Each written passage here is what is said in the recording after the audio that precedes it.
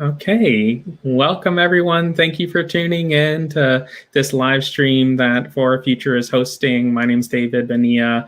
I'm a regional with East Central Florida, joined here with my co-regional, Juan Moore. Welcome. Hello, everybody. How's it going? And of course here with Jaslyn from VoteRiders. Hi, thank you so much for having me on. I'm super excited to share some good information with everyone today. And Marquise is here with the Florida Rights Restoration Coalition. Hi, everyone. Thank you, and I look forward to having this well-needed conversation.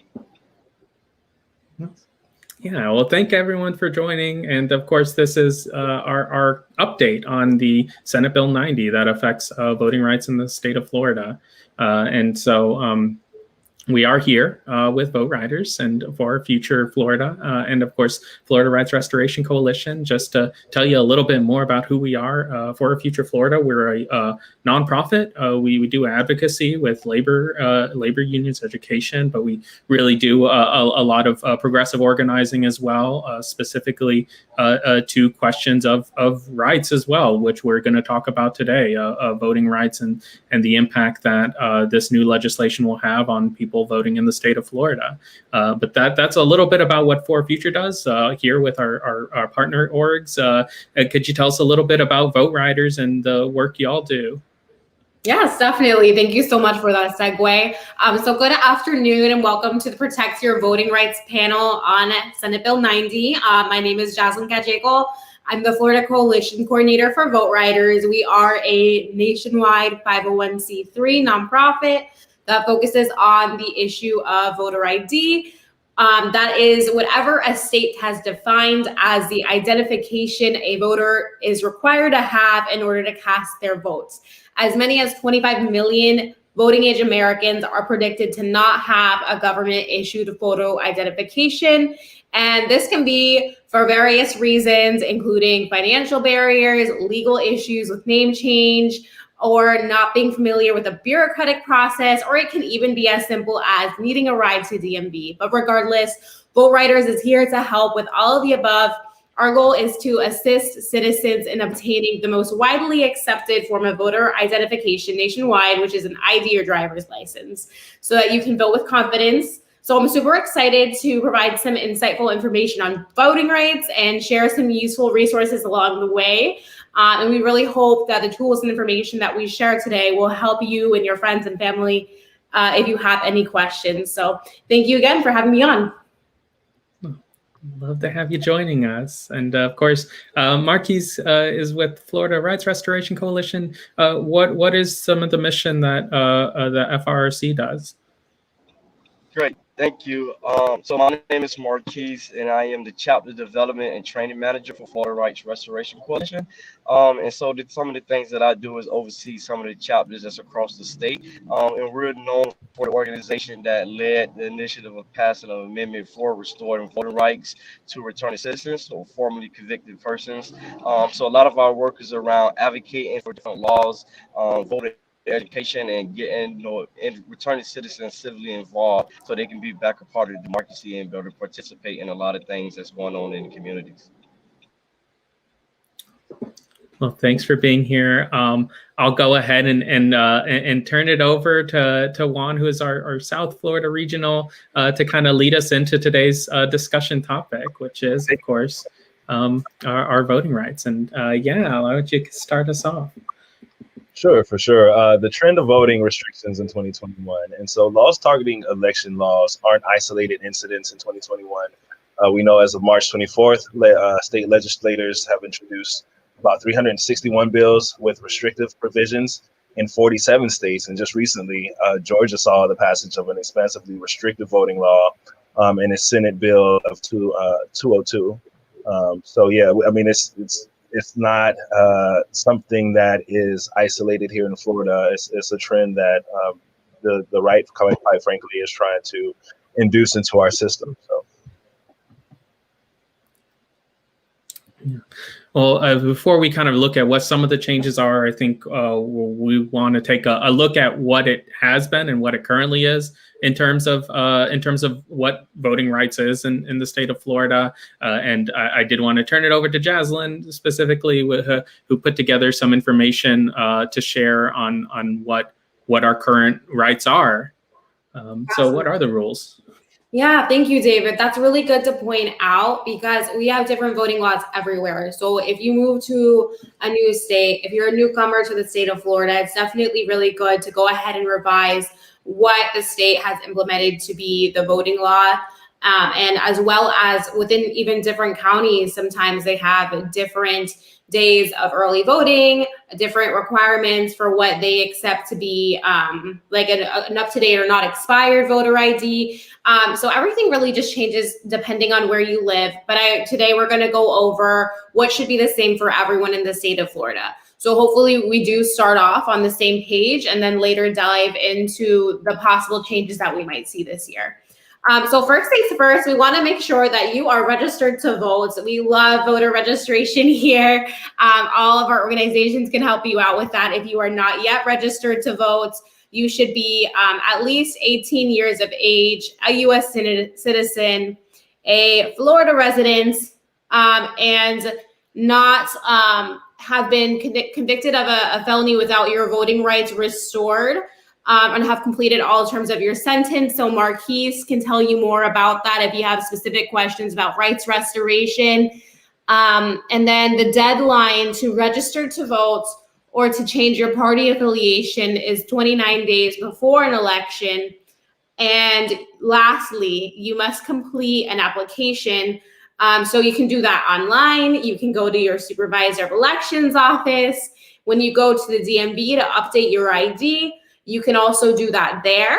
There are a couple different ways that you can register to vote, but right now it is required that you either provide your driver's license or ID number or the last 4 digits of your social.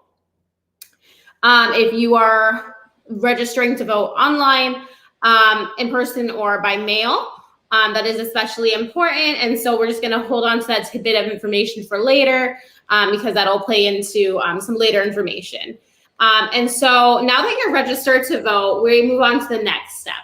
So we are now getting into the ways in which you can vote when it is election time. So we have voting early, voting by mail, and then voting on election day.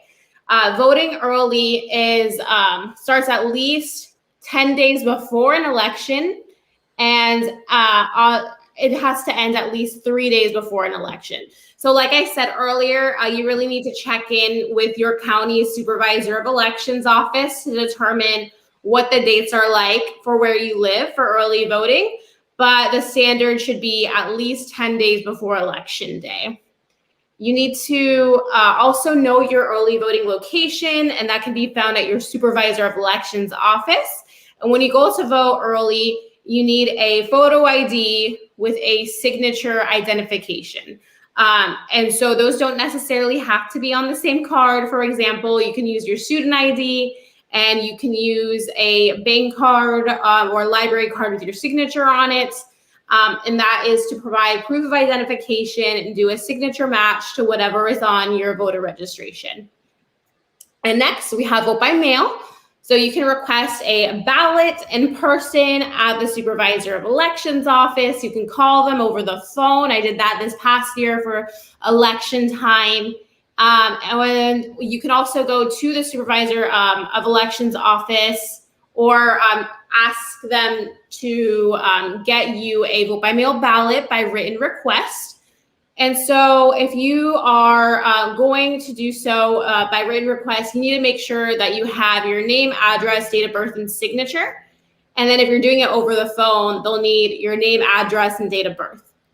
And then also right now, as of now, you can have any immediate family member request a vote by mail ballot for you for future elections, so long as they provide their relationship to you, to the election supervisor, and they provide their name, address, date of birth, signature, and then also your name, address, date of birth, and signature as well. But as of right now, you are able to have another family member request a vote by mail ballot for you, and that is subject to change, and we'll get into that later. Right. I think, thank you so much, Jacqueline. I think when you say subject to change, that dives into SB 90. Right? Yes, definitely. I do have one more slide on election day, and then I will jump over to you, Juan. Sorry about that. So on election day, it is important to note that you need some sort of a photo ID with a signature. And so we have a list on the slideshow, if you have it up in front of you. Oh, here it is. You have a good list of things that you can bring with you and are approved statewide. However, we are always striving to get everyone a state ID or driver's license at VoteRiders, just because it's most nationally approved for places to vote across the country. And we want to make sure if voting regulations are ever changing, that you have what is most widely accepted. So if you need help getting an ID, you can call that number on the very last line of this slide, and we will assist you. And on election day, it's also important to note that if all else fails, you can vote by provisional ballot, which basically gives you 24 hours to bring proof of identity or proof of registration to the supervisor of elections office, but your vote is still counted so long as you can provide that within that 24-hour period. And then, yeah, over to you, Juan. For sure. Yeah, Florida Senate Bill SB 90, Senate Bill 90. So Senate Bill 90 presents significant changes in Florida's elections laws, and it specifically really targets vote by mail. And so there are only a couple of more weeks in legislative session, and with this bill on course to be considered in final vote very soon.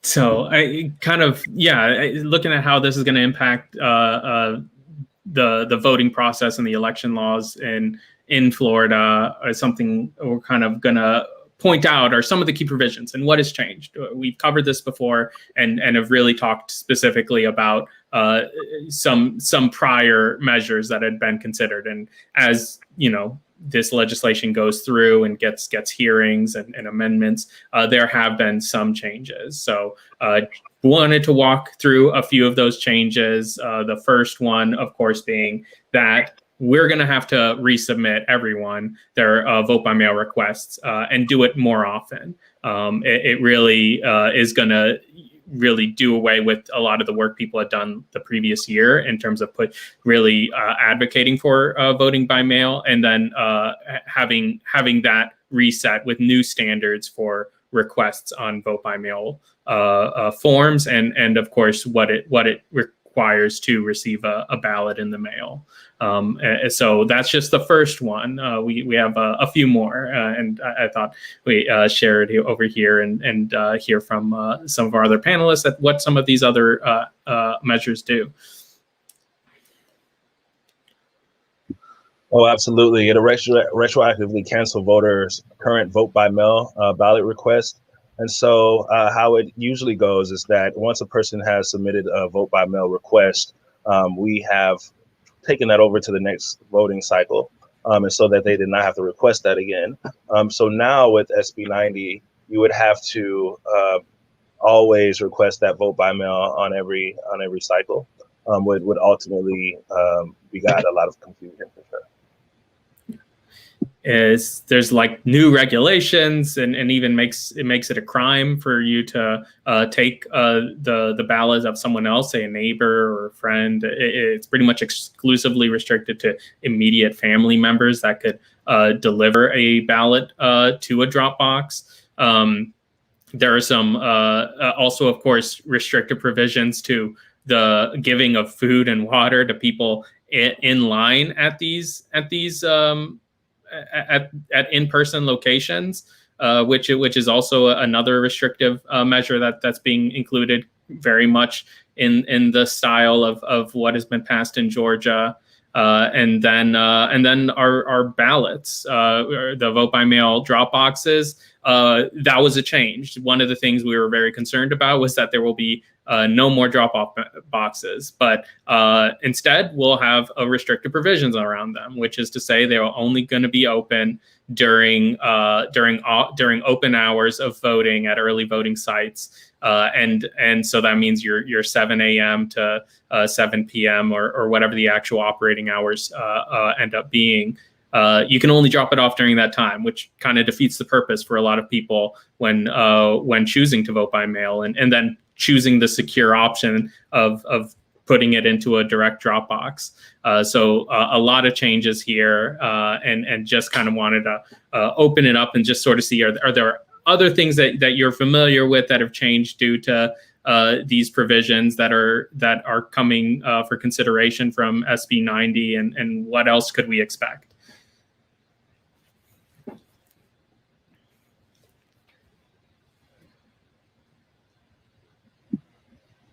These are some of the most targeted provisions that we see target and disenfranchise voters. What I could tell you, what we could expect if this were to go into effect, would be the same thing we're seeing when you see things like runoffs, or just like what we're seeing with the vaccination. You're going to have communities who have a hard time getting IDs or requests for these ballots, and so what you're going to see, and history has shown, when these things happen, you see a disenfranchisement of people at the ballot, and then you have a turn of everything going red. And that's what we want to not only avoid again, but we want to have, in such a critical time with COVID being on the top of everybody's mind, we want to have everybody's voices be able to be heard without confusion, without having situations where we're going back into recounts, or back into people having to feel like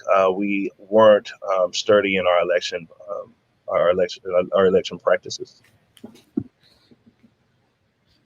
I wanted to ask again, just to kind of revisit, so Jaslyn, when you were talking about what it takes to request a vote by mail, are there any documentation that you have to provide right now, or what is required of you to get your ballot by mail, especially if you're already registered to vote?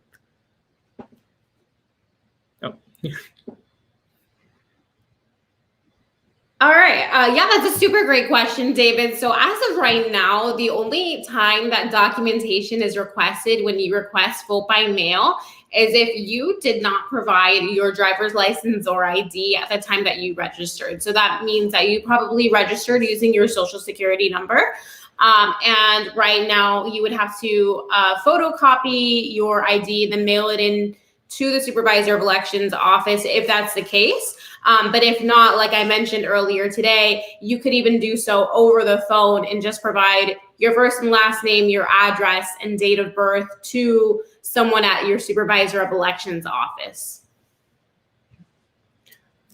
Which does lead us here to the changes to request requirements, and that is a key provision here, which is going to include specifically documentation. Further, when you register to vote, you already do provide some qualifying information, and now it's going to set forward that you have to resubmit, either your driver's license number or last 4 digits of your social to get the vote by mail form, just further impacting the required documentation and registration for receiving your ballot in the mail. And that is a really notable addition that is being added by the state legislature. So I did want to kind of open this up, and then of course really include here Marquise, who I know FRC does a lot of work re-engaging people to vote. Who does this impact, or what are some of the ways in which this will impact the electorate in the state, if it is realized? Yeah, I definitely, great question, right? Who does it impact? And I think it impacts all of us, right? Whether you're a returning citizen or not.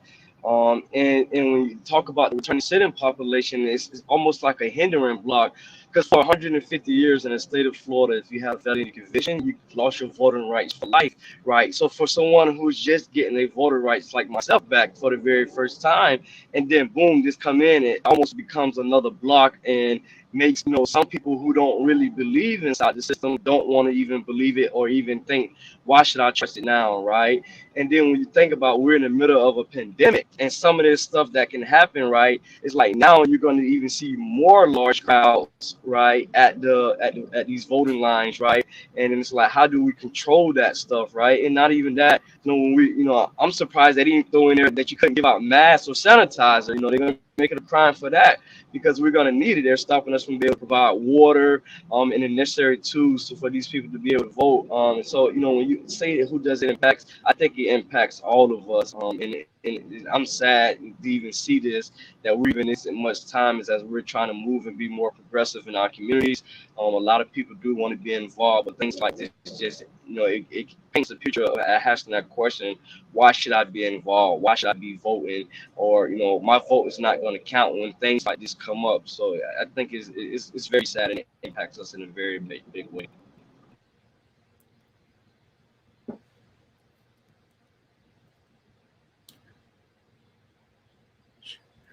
Anything that you would add, Jaslyn, kind of seeing how the work people do in terms of like making sure people have the resources and the information they need to realize their vote, and looking at this legislation that is being considered that does impact people's ability to vote? Yeah, absolutely. So one thing I really want to lift up is that rev up the national outreach for disability rights and voting rights in the disability community has questioned what this legislation would do for the community of people with disabilities, given that we're unable to provide assistance to people within 100 feet of a polling place. And so, like Marquise stated, that could be things like hand sanitizer or face masks. The legislation gives the example of like water. But we can also take into consideration and question is, what does that mean for providing rides to the polls for those that typically would not be able to drive themselves? What does that mean for us to be able to uplift these communities that need our assistance in being able to get them to the polls so that we can hear their voices at the ballot box? So that's something that I'm really interested in looking into and seeing how this legislation plays out. But I think that's something that we all need to have on our radar, is be especially interested in how this legislation is affecting different communities, especially those, like I said, mentioned in the disability community, because also signature matches are already very much of an issue with the fact that your muscular ability changes and so does your signature. And so that's something that we need to really stay on top of. And at VoteRiders, we are very welcome to be able to help the community, help citizens be able to practice their voting rights, and let you know how it is that you can make sure that you are on top of that. But it's just something that we all have to have in the back of our minds and see how it is that we can continue to empower people to get to the ballot box, regardless of any restrictions that come up. I'll kind of open this question to anyone, but of course, it really just, so this law being proposed, it makes some substantial changes. Are there any particular, is there a problem that is being solved with this law? Did something happen in any of our previous elections that really this is designed to be a solution to? Why would this be happening?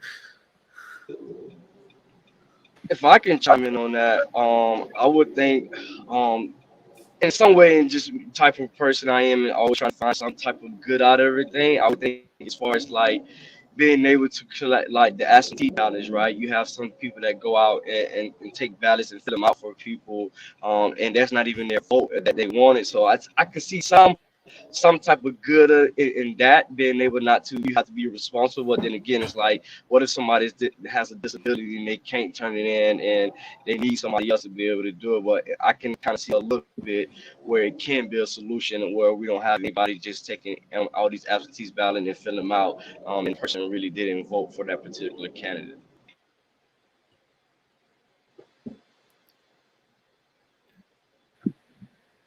And me, I have to be on the opposite side. I would have to say absolutely not. When you look at the pieces of legislation, and when you just look at how big of a part vote by mail plays here in Florida, it seriously would put a dent on the way we are currently and what we've come to, and which has been a long process. If you've been in Florida, if you live here through any election, it's a doozy. But where we've gotten to this point, I mean, it would certainly. I mean, if you look back in 2016, what vote by mail did in Florida, going back into 2018 and vote by mail, and how important it was, and so it shows how many of the people need this as a tool to vote for here in Florida. So I absolutely see it as a crippling effect to our electoral process.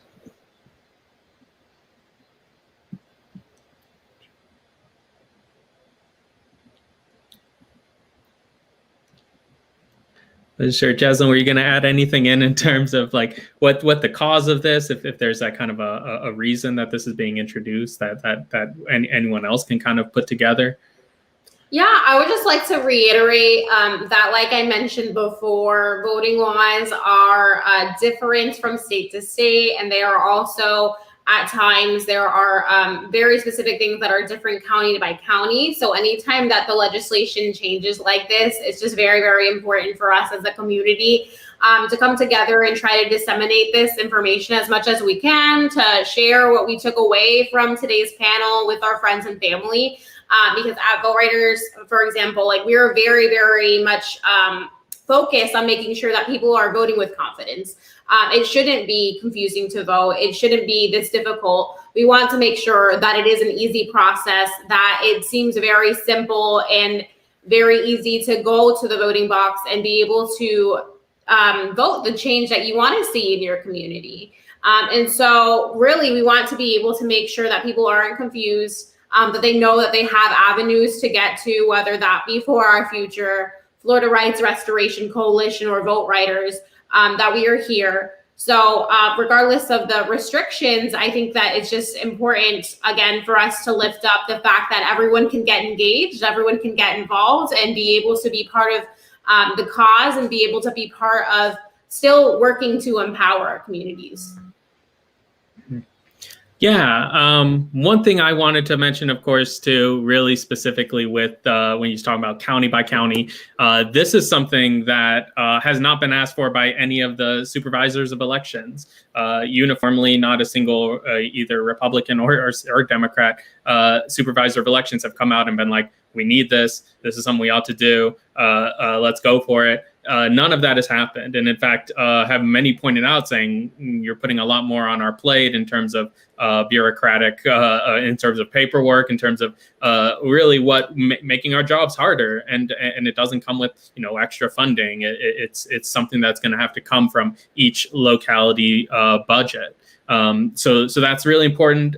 Also of note, and I think it's really important to point out that the people that are choosing to vote by mail, we can see that it was something in the realm of like 35% of registered Democrats chose to vote by mail, whereas something in the realm of 29% of Republicans did, or even less. I think maybe 41-29, a split. And so we know people that are realizing their vote by mail are people that are turning out to vote. And this is going to really be that difference is significant, and the authoring of this legislation as a solution to 2022 is something that I think is really cynical of our state legislatures to really push. And then of course, coupled with people that choose not to vote by mail are going to go in person, and then if we have longer lines, and you then take out the rug of being able to, provide water and food and just have people feel more comfortable being in the lines that were kind of manufactured in this scenario,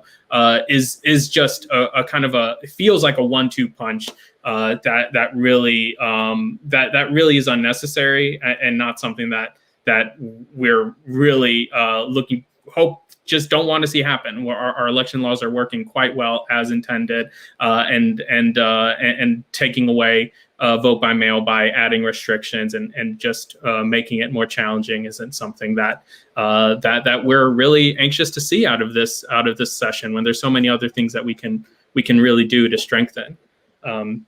So that does lead us to what we're really focusing on. There's 2 weeks left of legislative session. Some things we can do. Take a look at the bill as you see it, and then of course contact who your state legislator is. We have a petition that is active that will automatically do just that. And we do encourage people that as we're talking about voting rights and as we're talking about the voices that we do seek to uplift with our vote, that we do that by also calling out to our state officials and really want to engage on that. And I think you should be able to see our petition in the comments of this video to really take action on the time that we have left and make our voices heard, that this is something that we are really wanting to oppose and hopefully protect the voting rights and not see us go into a trend of restrictive laws that have been happening around the country. So I did. Is there anything else that if I missed anything, anyone could hop in and tag on? Yeah, definitely. I just wanted to comment and say I can't comment on behalf of VoteRiders for the stance of like the bill itself, but I think that it's so important, like you said, David, that the unpopularity of it is pretty unanimous throughout the state. So none of the supervisors of elections are interested in taking it on, and the Leon County Supervisor of Elections said that we don't have the funding to do this. It would take hundreds of thousands of dollars. There's not enough space because it would require us to hire new staff members in the Supervisor of Elections offices. It would really push for the Supervisor of Elections offices to buy new technology to be able to support this bill too. So I would really just also stress the fact that it's pretty unanimous that it is unpopular at this point in time with supervisors of elections because of all the implementation that it would take, because of the lack of funding that you mentioned, because of the logistical side of what it would mean to implement this bill as well. And that's also something that we need to take into consideration when we're thinking about this bill too.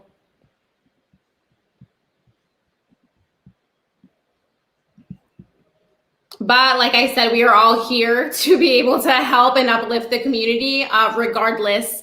And we are here year round for Future VoteRiders, Florida Rights Restoration Coalition. We are here to community build and organize and answer questions and have these conversations. So I'm very grateful and excited to have been part of this conversation today and excited to see how else we can continue to have these very important conversations. That's right. And I wanted to add in and piggyback off of, when we're saying call or email your legislator. I know that here in South Florida, me and David are working on a letter to the editor. We've done several seminars and workshops to build, grassroots actions. And so we do have training and seminars to write to your, you don't know how to train you how to write to your legislator.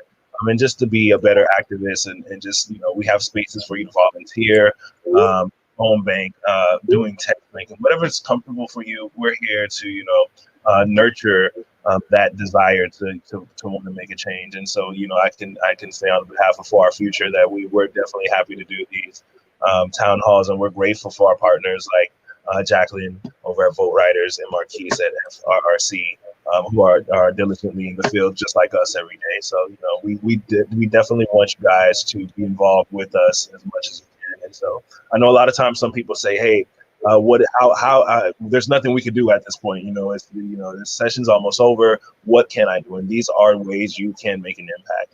People tend to listen and read the newspaper or, get swayed by what's on the news or what's on TV or what they're currently looking at in front of their faces. We have to put this in front of their faces at the least.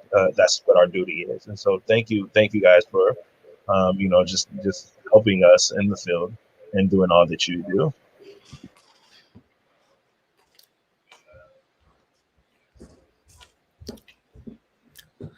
And yeah, with FRC, what are some ways that people can stay involved and kind of engage with the work that y'all are doing as well? I know I look forward to joining in on something going on in Kissimmee. I don't know if you'll be there, but I wanted to hear what other ways that FRC is working in the community.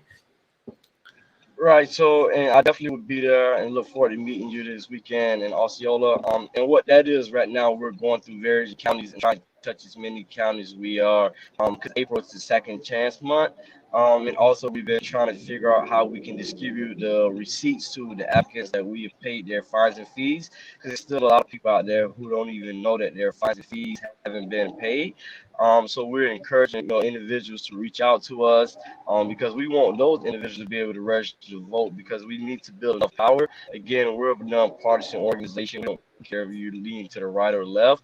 But the issue is that when certain issues like this come up that can affect all of us, and being able to weigh in and have our voices heard. So we're continuing to do the bus tour.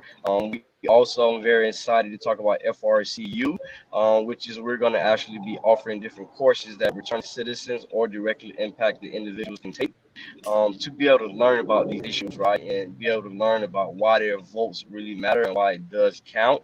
And also to be able to learn different ways they can contact their elected officials, because again, what a lot of these state reps and senators do, they still have a local office that they do have to come back home, right? And they have some constituents that they have to actually do. So teaching them the proper channels to be able to reach out to those and not always be in attack mode, but ways that we can address them and come up with solutions and resolutions that can help the community all together.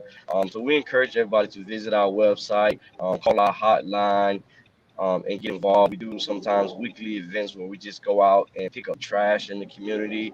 Sometimes it's feeding homeless. Again, because those population of individuals are constituents as well, and they can vote. So just try to empower anybody at any time to be able to vote and understand that their voices are needed. Well, definitely glad to have both of you here, and of course, really looking onward for this last couple of weeks of session to see what comes of this and could keep people updated as to what's going on. Did want to, of course, finish out here. Does anyone have any extra comments they would like to make about voting in Florida or really what's on the horizon here?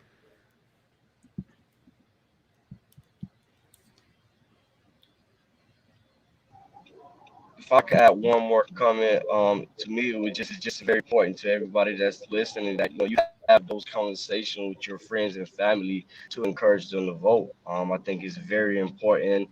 And I think we're in a time where we can see the difference between politicians and public servants, right? And I think this is very important that we weigh in and see the individuals who are in office who are moving like politicians and the ones who are moving like public servants who really care about the people versus caring about politics first. And this is a time that we can determine and start to shape up our future, and engaging the youth who can pre-register in the state and getting them involved as early as 16 so we can continue to build that momentum in our communities.